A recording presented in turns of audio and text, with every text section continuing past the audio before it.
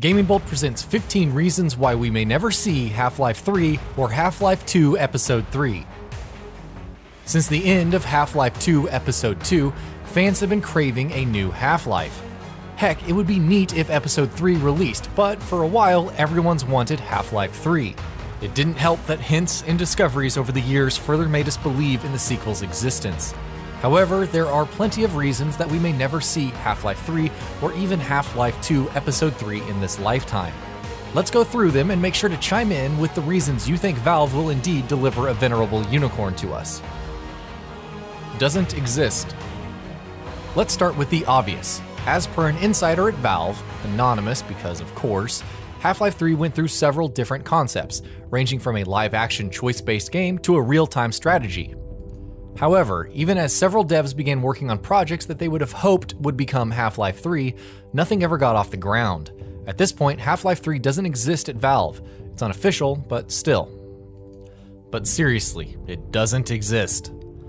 John Patrick Lowry, who's married to Ellen McLean, the voice of GLaDOS in the Portal games, also believes the game isn't in development.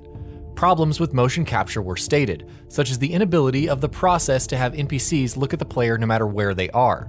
Lowry did note that he's unsure of Valve's plans for the future, but either way, Half-Life 3 doesn't seem to be on the cards.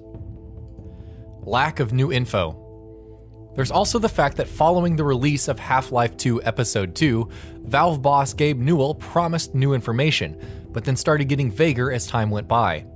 Eventually, it all dried up, and even with all of the rumors of Half-Life 3 being spotted here and there, it doesn't seem like Valve even knows what to do with the game. Gabe Newell not interested. Also, given how heavily Newell was involved with the first two games, the question arises as to whether Half-Life 3 can happen without his commitment. Given Newell's attitude towards the series, he may never commit either. In an interview with Ars Technica, Newell famously said, "The issue with Half-Life for me is that I was involved in a much higher percentage of the decisions about the games, so it's hard for me to look at them as anything other than a series of things I regret." He then went on to state that, "It's simply easier for me to be a fan of things in which I was less directive." Half-Life 2 Episode 3 or Half-Life 3. If Valve were to go about making a new Half-Life, there would be one major decision to be made. Will it develop Half-Life 2 Episode 3 or Half-Life 3? The former will be easier from a resources standpoint, and also help wrap up the cliffhanger from Episode 2. Then again, will fans be satisfied with anything less than Half-Life 3? Deciding between the two is the first major decision to be made, and it won't be easy. How to continue the story. Let's forget for a moment how Valve could possibly continue the story. What about the Borealis? How does Aperture fit in? Who's the G-Man anyways? And so on. Half-Life games are known to end in cliffhangers. It's just how they've been. Will Half-Life 3 or Half-Life 2 Episode 3 go in the same direction? Would such an approach work, especially given how long we've waited?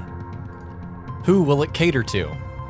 As noted above, Half-Life 3 was started by numerous teams at Valve, hoping that their projects would eventually become the sequel. Several genres were tossed around, which now begs the question, what will the game be if it's eventually made? Will it be a first-person shooter, a strategy game, an adventure game, some strange amalgamation of all these genres? Who will it cater to precisely, and can it capture that signature Half-Life charm? Old school. When Half-Life 1 released, it was revolutionary for its storytelling, characterization, and level design. Half-Life 2 went with the same, but threw in interesting mechanics, physics-based solutions, and much, much more. With all of the advancements made in first-person shooters, is it really possible for Half-Life 3 to revolutionize the genre? Furthermore, no matter what Valve does, hype. Half-Life 3 or even Half-Life 2 Episode 3 will never live up to the hype. It's probably best to just accept that. Look at other games that were developed over a long period of time, like The Last Guardian or Final Fantasy 15. Even if they're great games, there are plenty of problems with each that attract plenty of outspoken anger. Furthermore, there's just no way that any sequel could possibly fit everyone's ideal vision of what Half-Life 3 or Episode 3 should've, would've, and could've been. Steam. Did Valve ever think that Steam would become the huge success that it is today? Along with digital distribution, which is pretty far-reaching with all of the sales, discounts, games, and whatnot, Valve has Greenlight, multiplayer, documentaries, streaming, and so much more on Steam.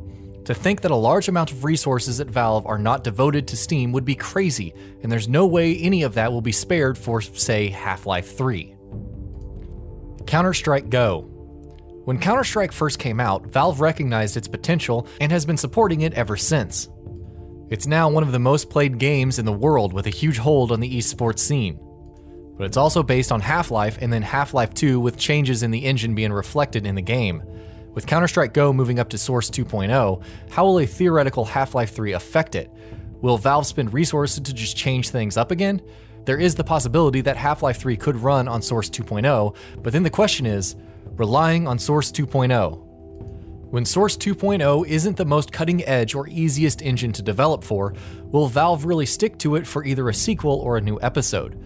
Granted, you can't really tell Valve not to, but it once again feels like an enormous amount of resources to invest into something that may not yield as many dividends or be so easy to work with. Look how long it took to shift Dota 2 and Counter-Strike Go to Source 2.0 in the first place. Dota 2. With the International, Update 7.0, the move to Source 2.0, and so on, there's also the fact that Valve has invested an extraordinary amount of resources into Dota 2, and why not? The free-to-play has millions of players, rakes in tons of money via microtransactions, and it has a strong base in esports. Why focus on a new Half-Life when Valve can just keep going with what works? Steam machines and Steam VR. Let's not forget that Valve is busy with Steam VR and its Steam machines. Yes, the latter kind of fizzled out and the Steam controller isn't nearly as prominent as when it was first announced, but Steam VR is still an important market for Valve, especially when it's working so closely with HTC for Vive. Once again, it's another case of Valve sticking to something that it sees more potential in than Half-Life 3. Changing times. Finally, the times have changed. It's a new generation and many of today's gamers know Valve as the company behind Dota 2 and Counter-Strike Go. How many of those gamers can be translated to sales? It's not like a large amount of people won't buy the game. However, when you have so many pre-existing consumers, why not cater to them instead of risk trying to translate them to Half-Life 3 fans, and possibly alienating those who will buy it in the process, spending resources in the same process. And that'll be about it for this one. If you guys like what we're doing at GamingBolt, please consider subscribing to our channel, and I'll see you guys on the next video.